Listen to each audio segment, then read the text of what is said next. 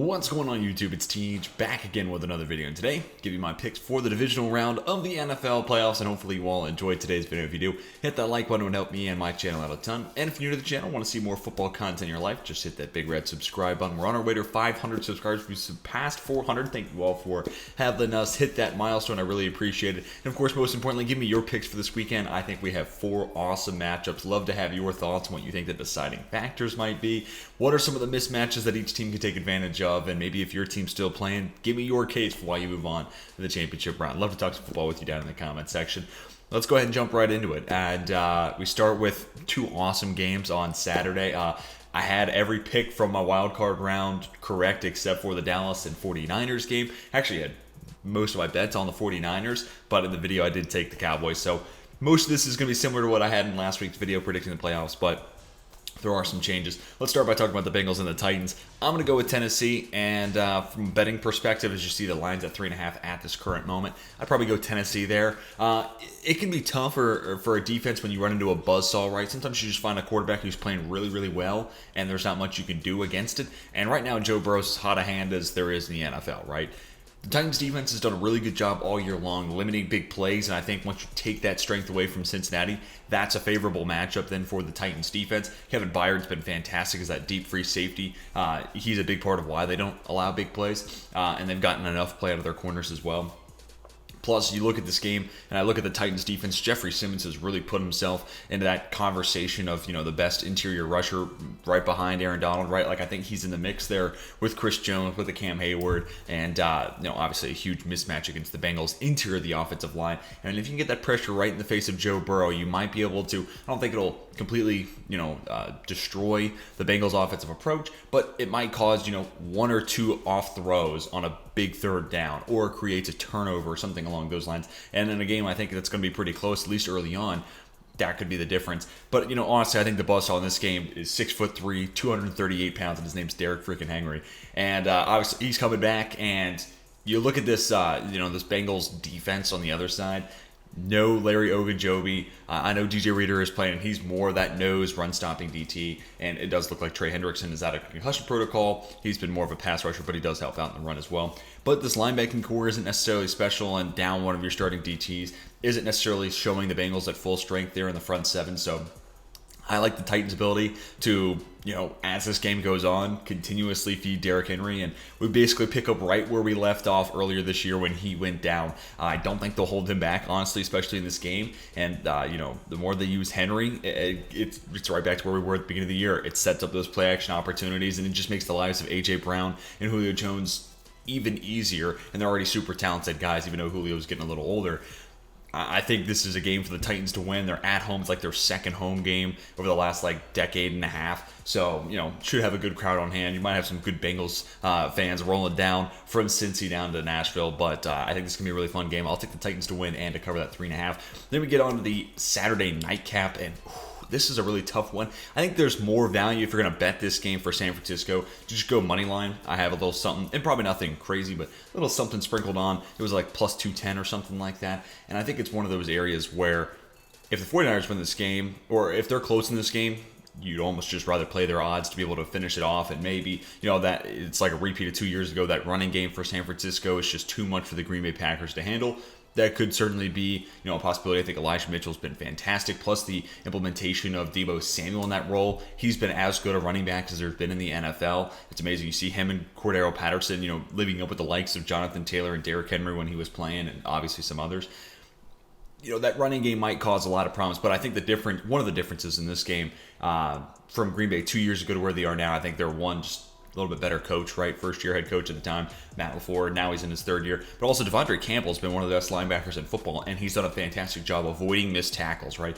And having that type of presence in the middle of the field as somebody who can, maybe it's diminishing how efficient that running game is as opposed to, 6, 7, 8 yards a carry. Campbell limits it to, 4.5.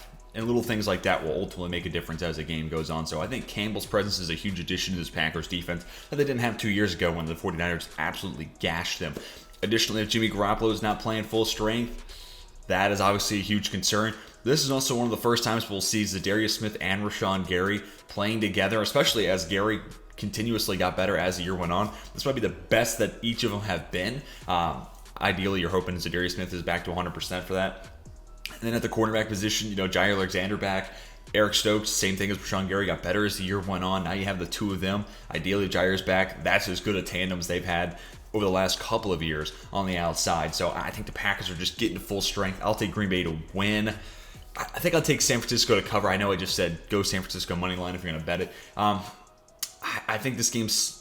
I think what holds me to that way of thinking and that San Francisco can cover this is too often we've seen Green Bay start games hot and then kind of just coast. Now, obviously, we're in the divisional round. They had a first-round bye last week. They should be rested up, and I'm not saying that they will, but if we're going to have to, talk whether I have Green Bay cover the 6 or San Francisco with the 6 points, more often than not, I've seen that other team against Green Bay has been able to stick around. So maybe I'd go 49ers to be able to cover that 6. We'll see about Nick Bosa and if he's able to play.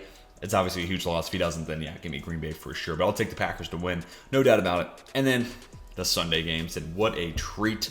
I'm going to go with the LA Rams to win this game. I think there's going to be an upset on the NFC side, and I really contemplated going with the 49ers. Again, I've already made a couple bets on the San Francisco money line because I think there's some decent value there at like plus 200 or whatever it is. But man, you look at this Rams team against his Bucks. One, they already beat them. That game was in Los Angeles. This is in Tampa, but similar issues coming to arise for Tampa Bay and the lack of no Chris Godwin, no Antonio Brown when they met in Week 3, which is also interesting. These two NFC rematches of Week 3. But wide receiver lack of your starters in Week 3, another issue again this week. And an even bigger blow for this Bucs team. We'll see about Tristan Wirfs, but he's been in a walking boot, and if he doesn't play after Von Miller looked and played how he did last week, that's a huge mismatch.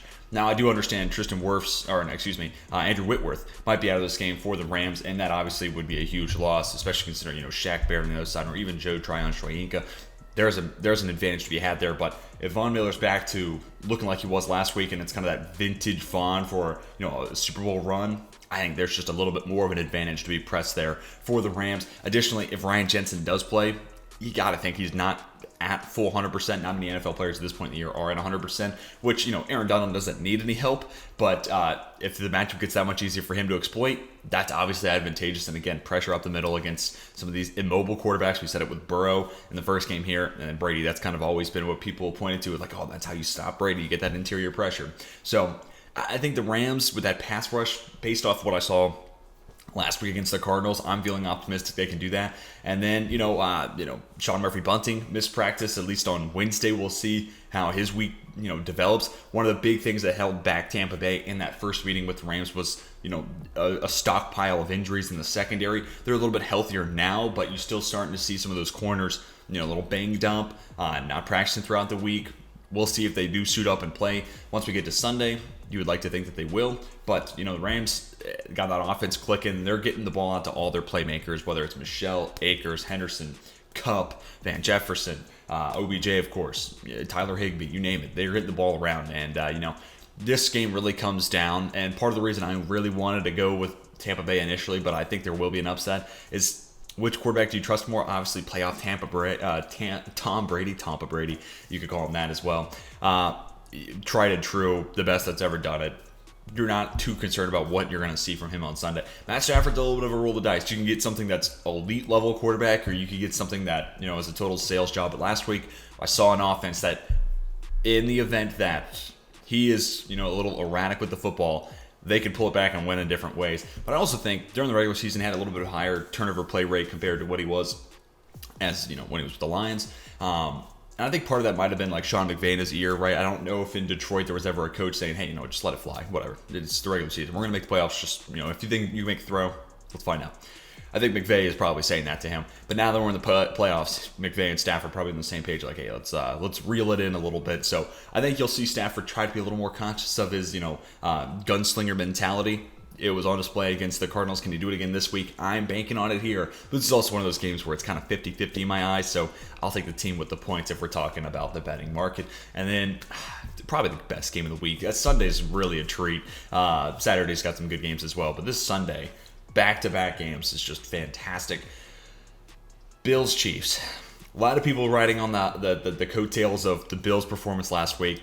you got to think it won't be as clean. Now, granted, if they score on every offensive drive and their defense looks like it's prepared to win, a defensive stalwart, and it all comes together another week, then you know what? Ton of credit to Sean McDermott, that entire organization, the players coming ready back-to-back weeks. I'll be all in on the Bills as a potential Super Bowl favorite if they knock off the Kansas City Chiefs and do it like they did last week against the Patriots, where there was no wrongdoing in that game. I'm going to go with Kansas City. I'll take them to cover the 2.5. This is really close, but you go back to when these two teams met in the regular season. The Chiefs were not at 100%, had some injuries in the secondary, but they've also made some incremental improvements, right? The trade from Melvin Ingram that allowed Chris Jones to move back inside. You might look at that and say, okay, well, Jones should get, marginally better because he's playing at his natural position and gets better matchups there. And, Melvin Ingram's a good football player. That's an improvement. But you don't look at those, little changes that you might say, it wouldn't make that world of a difference, but it's those little 1% increases across the board, seeing more Nick Bolton as opposed to, some of the other, Ben Niemans of the world, and you're seeing less Dan Sorensen, more Juan Thornhill. We've talked about this throughout the year. They've really got that defense dialed up to another notch, and a ton of credit to Steve Spagnuolo. These incremental changes have collectively made a huge step forward, and this defense is just in a way different spot than where it was at this point of the season, or where it was at that point of the season when these two teams met in the regular season. So I think this Chiefs team defensively is improved, but I also think offensively they are willing to play underneath, and they're maybe playing with the best running back that they've had with Patrick Mahomes under center. Kind of a hot take, but Jerick McKinnon has been scorching. Maybe it's just good play. Maybe it's just that the Kansas City Chiefs are finally realizing that their biggest strength potentially across their offensive line is with their run blocking, right? Go behind Creed Humphrey. Go run behind Trey Smith. Orlando Brown as your left tackle. He's a better run blocker than he is as a pass protector for the most part in his career.